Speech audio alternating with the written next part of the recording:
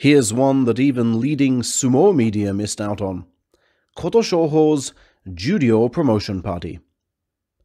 I got my invitation from the organizers. This one even kindly includes the meaning of his ring name, Shoot for the Top. I then had to find nice envelopes for the entry fee and any additional gifts. While a standard convenience store envelope might do for a casual observer, something from a traditional stationer is surely more fitting for such a party. So, with that in mind, I headed to joyful Minoa, this time warp of a shopping arcade in Tokyo's Minoa district, served by these quaint little trams.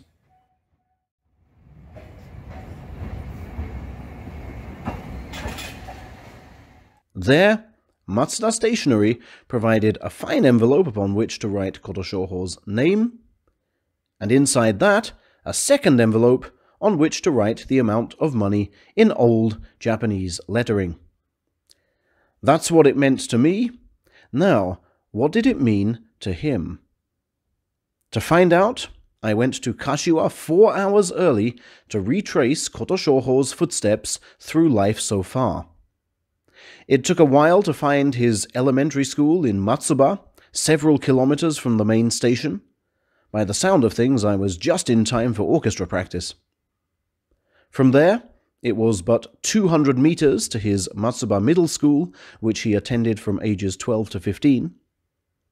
And, on the way back to the main station, I came across this familiar-looking dojo. It's where Kashiwa juniors train. I took you there last May. On his daily journeys to and from these places, the younger Kotoshoho would have passed the shopkeepers and market traders who have pumped decades of life into the station area, the old men jogging past dog walkers and fishing enthusiasts by the river, weaving between children learning to cycle and struggling to remember the last decent Kashiwa wrestler, the young staff of the busy mall-like complexes dolloped beside the new highway, dreaming of something better, but where to find it, the workmen who constructed these complexes sweating into uniforms to avoid sweating in later life, the lorry drivers he'd sometimes heartily greet, reminding him that the busy road extends far beyond Kashiwa for those brave enough to take it.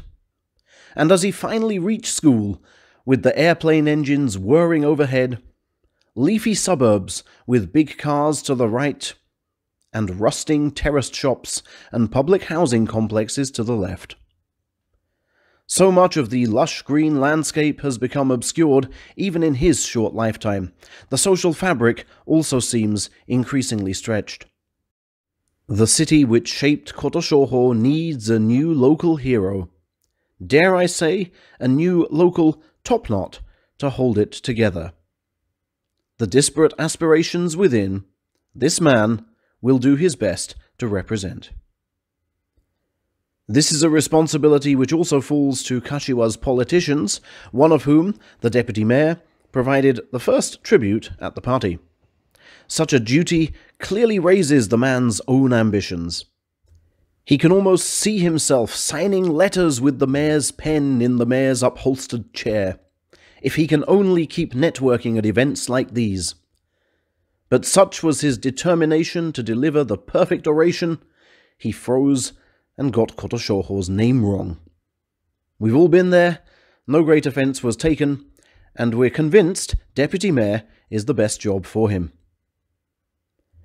The third floor of the Crest Hotel, fronting Kashiwa's hilly and well-to-do Akebono district, was buzzing with over 200 guests that night, each of them receiving a greeting from two 190-centimeter giants as they entered the hall. Kotoshoho and Coach Sadogatake.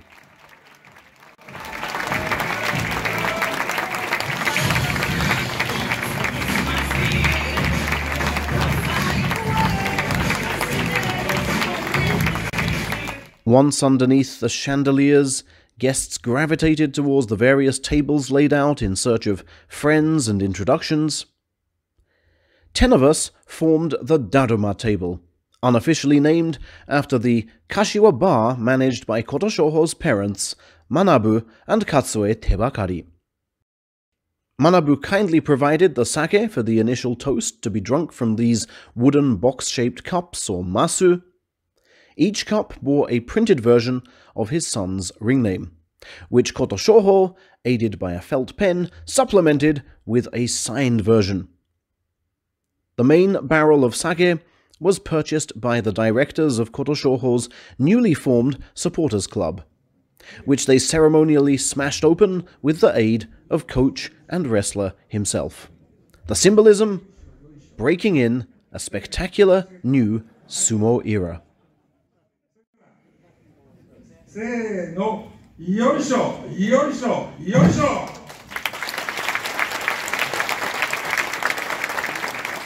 Man of few words, Kotoshoho kept his comments very short by party standards. "This is just the start line.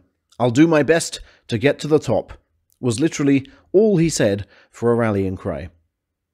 However, he did speak a little more in the question and answer session with his coach, during which he revealed his main rivals still to be Naya and Ho Shoryu.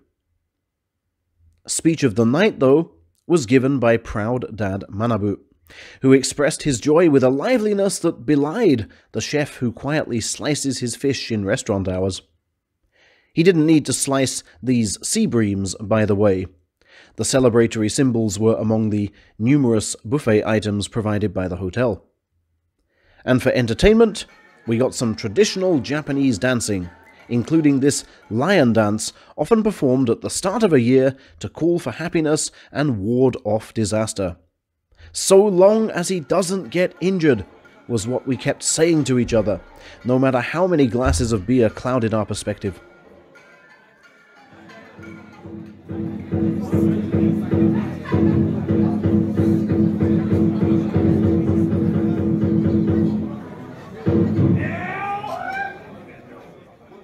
The event brought together many of the strongest components of Kashiwa's identity. It was just as much a celebration of the city as of the individual wrestler. And as they absorbed the photo reel of Kotoshoho's career on the projector screen, many middle-aged men in their best suits smilingly realized the extent of the journey they'd helped create.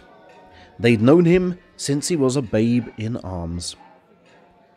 That journey continues at the top of Sumo's Division 2 next month.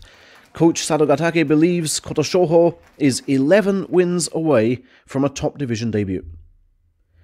Shaking the wrestler's hand at the party's end, I urged him to reach that top division as soon as possible. And he responded with an almost knowing smile, as if to say, "Leave it to me. I've got this."